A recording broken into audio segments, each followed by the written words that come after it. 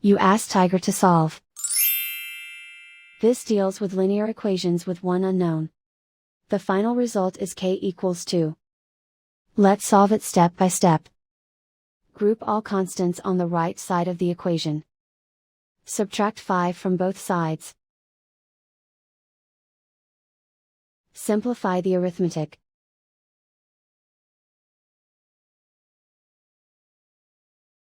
Isolate the k. Divide both sides by -6. Cancel out the negatives. Simplify the fraction. Cancel out the negatives. Find the greatest common factor of the numerator and denominator.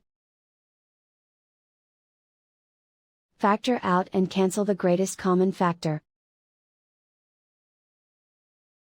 And so the final result is k equals 2.